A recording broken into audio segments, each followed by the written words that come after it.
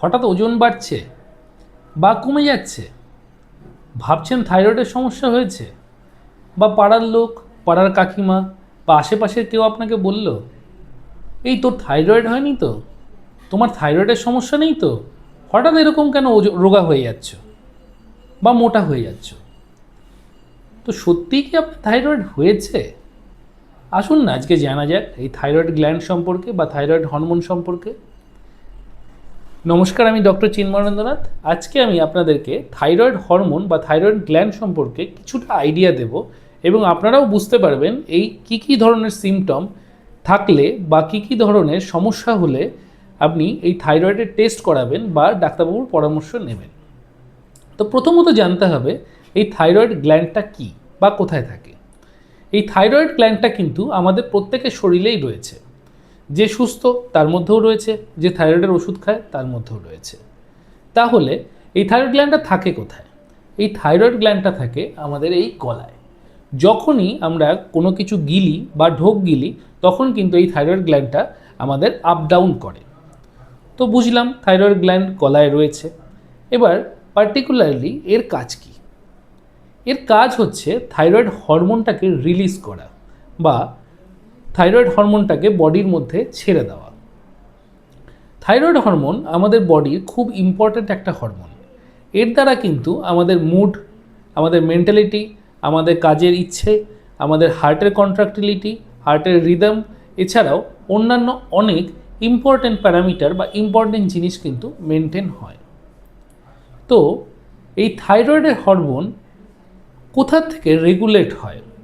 গলায় thyroid gland রয়েছে, কিন্তু গলার থাইরয়েড গ্ল্যান্ড কিন্তু নিজের থেকে হরমোন রিলিজ করতে পারে না নর্মালি। তো তাকে রিলিজ করতে গেলে বা করাতে গেলে কার পারমিশন নিতে হয়? না, নিতে হয় ব্রেনে থাকা পিটুইটারি গ্ল্যান্ডের পারমিশন। পিটুইটারি গ্ল্যান্ড এমন একটা গ্ল্যান্ড যেই গ্ল্যান্ড আমাদের অন্যান্য আরও অনেক এন্ডোক্রিন ডিজিজ বা এন্ডোক্রিন অর্গানের ওপরে কিন্তু আধিপত্য বিস্তার করে এবং তার ইনস্ট্রাকশনেই কিন্তু বিভিন্ন রকম হরমোনগুলো রিলিজ হয়।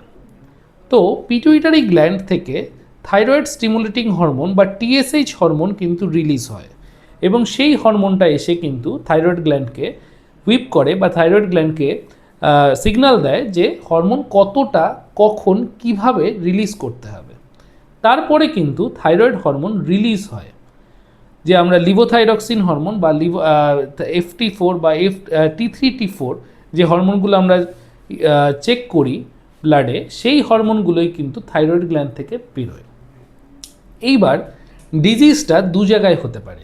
এক, ব্রেনের পিটুইটারি গ্ল্যান্ডে, তার জন্যও কিন্তু থাইরয়েডের ডিসঅর্ডার হতে পারে কারণ সিগন্যালিং ডিফেক্ট হচ্ছে।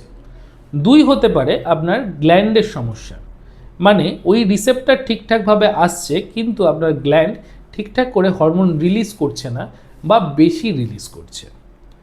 তো যদি আপনার গ্ল্যান্ডে কোনো রকম কোনো প্রবলেম হয় তাহলে সেক্ষেত্রে সেটা ওভার অ্যাক্টিভ হতে পারে বা হাইপো অ্যাক্টিভ হতে পারে। হাইপো যদি হয় তার মানে আপনার রিলিজ কম হচ্ছে, মানে থাইরয়েড হরমোনের ডেফিসিয়েন্সি হচ্ছে, তাকে আমরা বলি হাইপোথাইরয়েড। মানে যখন আমরা এই থাইরয়েডের মেডিসিনগুলো খাই সকালবেলা উঠে খালি পেটে, তারা হচ্ছে হাইপোথাইরয়েডের রুগী। এবং আরেকটা জিনিস হয়, সেটা হচ্ছে হাইপার অ্যাক্টিভ থাইরয়েড গ্ল্যান্ড, মানে রিসেপ্টর যাই আসুক না কেন কিন্তু থাইরয়েড হরমোনের রিলিজটা অনেকটা বেড়ে যায়। সুতরাং তখন আমাদের কি করতে হয়, যে এক্সট্রা থাইরয়েড হরমোন বেরিয়েছে বা এক্সট্রা থাইরয়েড হরমোন আমাদের রক্তে মিশছে সেইটাকে কমিয়ে রাখতে হয় বা সেটাকে কিছুটা হলেও নষ্ট করতে হয়। তখন আমাদেরকে খেতে হয় অ্যান্টিথাইরয়েড ড্রাগস, মানে যে ওষুধগুলো আপনার থাইরয়েড হরমোনের সিক্রিশন কমাবে বা সিক্রিশন যদি অধিক হয় তাহলে সেটাকে নষ্ট করে দেবে এবং সেটা দিয়ে একটা বডিতে থাইরয়েড গ্ল্যান্ডের বা থাইরয়েড হরমোনের ব্যালেন্স মেনটেন করবে। এবারে আপনি যখন টেস্ট করান তখন মেইনলি কিন্তু আপনারা টিএসএইচ টেস্ট করান এবং তার সঙ্গে সঙ্গে কিন্তু T3T4 এবং FT4 টেস্ট করান।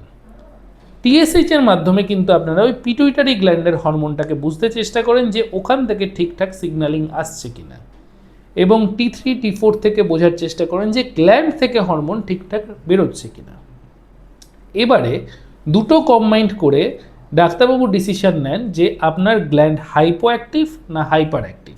সুতরাং আপনার গ্ল্যান্ডের ওপরে ভিত্তি করে থাইরয়েড হরমোন, থাইরয়েডের ডিজিজ বা থাইরয়েড ডিসঅর্ডার দু প্রকার, একটা হচ্ছে হাইপোথাইরয়েড, একটা হচ্ছে হাইপার থাইরয়েড।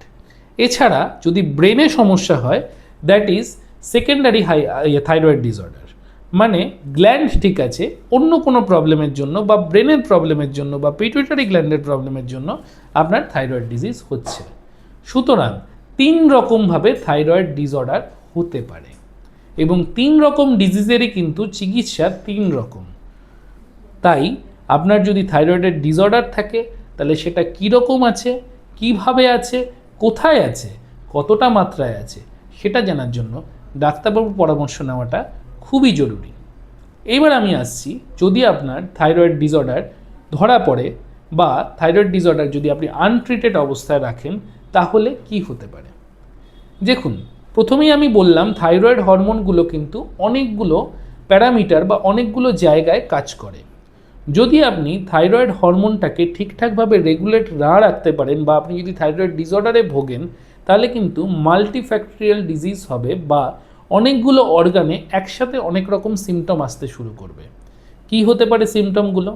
মাথা ঘোরা, মাথা ব্যথা করা, কনসেন্ট্রেশন ল্যাগ হওয়া, বমি বমি ভাব হওয়া, ঘুম কম হওয়া, অ্যাংজাইটি বেড়ে যাওয়া, ডিপ্রেশন হওয়া, বডি ওয়েটের তারতম্য হওয়া, হঠাৎ বেড়ে যাওয়া বা হঠাৎ কমে যাওয়া, মুড সুইং হওয়া, এছাড়াও স্কিন ডিজিজ হওয়া, স্কিন বেশি ড্রাই হয়ে যাওয়া, স্কিন বেশি ময়েস্ট হয়ে যাওয়া, স্কিনে নানান রকমের র্যাশ বেরোনো বা সমস্যা হওয়া, গলার ভয়েস চেঞ্জ হয়ে যাওয়া, হার্টের বিট বেড়ে যাওয়া বা প্যালপিটেশন হওয়া, বুকে ব্যথা করা, অ্যারিথমিয়া হওয়া, কনস্টিপেশন হওয়া, এছাড়াও নানা রকমের সমস্যা।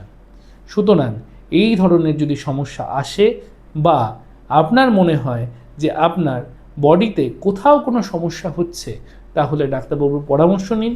উনি যদি থাইরয়েড গ্ল্যান্ডের সমস্যা মনে করেন বা যদি অন্য কোনো সমস্যা মনে করেন আপনাকে গাইড করবে এবং সেই গাইডেন্স অনুযায়ী যদি আপনি ঠিকঠাক ডোজে থাইরয়েডের ওষুধ খান বা থাইরয়েডের জন্য চিকিৎসা করান তাহলে কিন্তু এই মাল্টিফ্যাক্টরিয়াল ডিসঅর্ডার যেগুলো আমি বললাম এইগুলোকেও খানিকটা হলেও কন্ট্রোল করা সম্ভব হবে। সুতরাং থাইরয়েড গ্ল্যান্ড নিয়ে ভয় পাবেন না। যদি কোনো রকম কোনো সমস্যা হয় ডাক্তারবাবুর পরামর্শ নিতে পারেন। যদি কোনো কনফিউশন থাকে আমাকে কমেন্ট করে জানাতে পারেন। আমি অবশ্যই চেষ্টা করব আপনাদের কমেন্টগুলো রিপ্লাই দেওয়ার এবং এই ভিডিওটা আপনি অন্যদের সঙ্গে শেয়ার করে অন্যদেরকেও এই থাইরয়েড গ্ল্যান্ড সম্পর্কে জানার সুযোগ করে দিতে পারেন। নমস্কার।